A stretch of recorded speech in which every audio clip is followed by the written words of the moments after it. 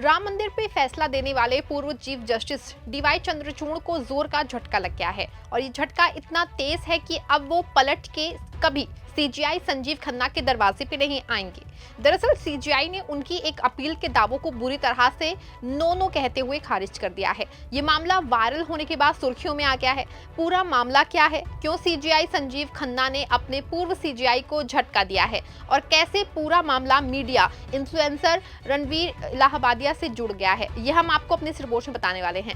नमस्कार, आप देख रहे हैं 4 PM और मैं हूं सिमरन। दोस्तों, ये बात सभी जानते हैं कि पूर्व चीफ जस्टिस डीवाई चंद्रचूड़ कई बार अपने फैसलों को लेकर विवादों में रहे हैं। पिछले दिनों तो बीसीसी के एक पत्रकार ने डीवाई चंद्रचूड़ का इंटरव्यू किया था। इसमें डीवाई चंद्रचूड़ पे लगने वाले गंभीर आरोपों पे जवाब किया है। हालांकि चंद्रचूड़ ने अपने सभी फैसलों पे कानून और देश को सर्वोपरि जाकर के फैसला देने की बात कही है, लेकिन राहुल गांधी पे सजा का मामला रहा हो या फिर राम मंदिर पे फैसला देने का मामला रहा हो या इन दोनों के अलावा पीएम मोदी का डीवाई चंद्रचूड़ के घर जाने का मामला रहा हो, सभी में डीवाई पे कहीं ना कहीं आरोप लगे थे। लेकिन जब वो रिटायर हुए हैं तो उन्होंने उनकी जगह सीजीआई संजीव खन्ना आए हैं। संजीव खन्ना ने आते ही डीवाई चंद्रचूड़ के कई बड़े फैसलों को बदल दिया है। सबसे पहले तो उन्होंने कोलिजम व्यवस्था में खानदानी चली आ रही परंपरा को बंद कर दिया है। बता दें कि इस परंपरा से डीवाई चंद्रचूड़ भी सीजीआई के पद तक पहुंचे थे। हालांकि संजीव खन्ना ने सीजीआई का पद संभालते ही इसमें बड़ा बदलाव किया है और हर वर्ग धर्म के लोगों को इस पद तक पहुंचने का रास्ता साफ किया है। बता दें कि सिर्फ यही नहीं, संजीव खन्ना ने डीवाई चंद्रचूड़ के चुनाव आयोग का फैसला भी बदल दिया था। दरअसल हरियाणा के विधानसभा चुनाव में जब ईवीएम का मामला जो है सुप्रीम कोर्ट पहुंचा था तो डीवाई चंद्रचूड़ ने इसे खारिज कर दिया था। लेकिन जब ये मामला संजीव खन्ना के समय में आया तो उन्होंने याचिकाओं को मंजूरी दे दी और जब इस समय पर सुनवाई चल रही है। इस मामले में चुनाव आयुक्त राजीव कुमार बुरी तरह से फंसे हैं। साथ ही बीजेपी की हरियाणा सरकार पे भी संकट गहराया हुआ है। हालांकि सबके बीच फ्राइडे को एक बार फिर से संजीव खन्ना और डीवाई चंद्रचूड़ आमने सामने आ गए हैं। दरअसल इस समय देश में जो है रणवीर इलाहाबादिया का विवादित बयान सुर्खियों में है। एक दो नहीं, कई प्रदेश में रणवीर के खिलाफ जो है एफआईआर दर्ज हो रही है। ना सिर्फ सोशल मीडिया पे लोग रणवीर से गुस्सा हैं, बल्कि उनके खिलाफ लोगों में काफी ज्यादा आक्रोश भी है। हालांकि इस पूरे मामले में रणवीर ने सार्वजनिक तौर पर माफी मांग ली है।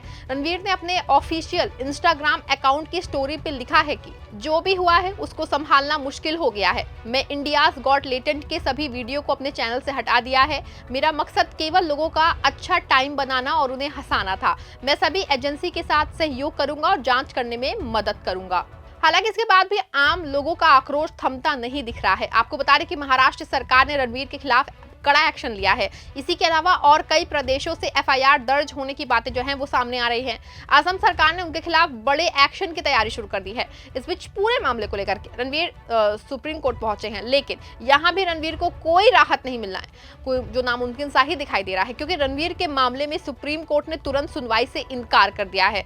बता दें कि सबसे अहम बात यह है कि रणवीर का केस जो है पूर्व सीजीआई डीवाई चंद्रचूड़ के लड़के अभिनव चंद्रचूड़ लड़ रहे हैं। दरअसल शुक्रवार को अभिनव चंद्रचूड़ मामले को लेकर सीधे संजीव खन्ना के कोर्ट पहुंच गए, या आप ये भी समझ सकते हैं कि वो अपने रुतबा जो है वो दिखाना चाहते थे कि वो पूर्व सीजीआई के लड़के हैं। लेकिन संजीव खन्ना ने उनकी एक नहीं सुनी और नो कहकर याचिका को सूचीबद्ध किए जाने की बात कही है।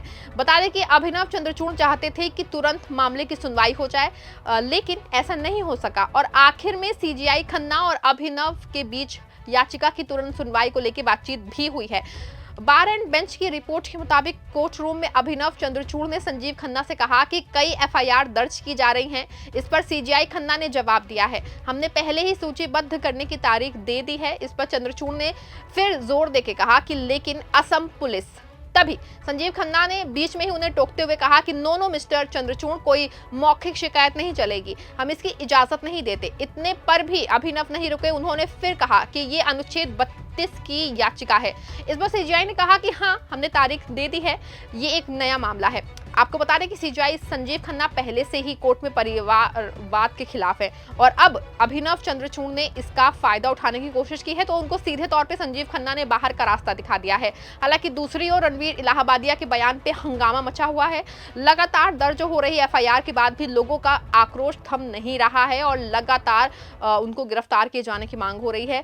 बता दें कि पहले भी रणवीर ने खुद को हाईलाइट करने के लिए माता पिता के रिश्तों और सेक्स लाइफ को लेकर भी विवादित बयान वो दे चुके हैं, लेकिन इस बार वो बुरा फंसते हुए दिखाई दे रहे हैं। हालांकि इसी को टालने के लिए अभिनव चंद्रचूड़ ने तेजी दिखाई है। बता दें कि अभिनव चंद्रचूड़ अपने पिता डीवाई चंद्रचूड़ की तरह बॉम्बे के हार्वर्ड लॉ स्कूल के से उन्होंने LLM किया है। कई बार वो अपने लेखों और किताबों को लेकर भी चर्चा में आए हैं। आपको बता दें कि इस बार वो सीधे CGI संजीव खन्ना के कोर्ट रूम से बाहर निकलते हुए दिखाई दिए हैं। हालांकि अब उनको याचिका फाइनल करने के बाद भी कोर्ट रूम में एंट्री मिलने वाली है, क्योंकि CGI संजीव खन्ना ने साफ कह दिया है कि पहले याचिका सूचीबद्ध कराइए, फिर उसके बाद मामले की सुनवाई होगी या नहीं होगी ये तय हो जाएगा। आपका इस पूरे मामले पे क्या कहना है, क्या सोचना है? क्या CGI ने एक बार फिर से डीवाई चंद्रचूड़ और उनके बेटे को कानून का सही पाठ पढ़ाया है? क्या कोर्ट रूम में चल रही सालों पुरानी पिता पुत्र और रिश्तेदार की परंपरा खत्म होने वाली है?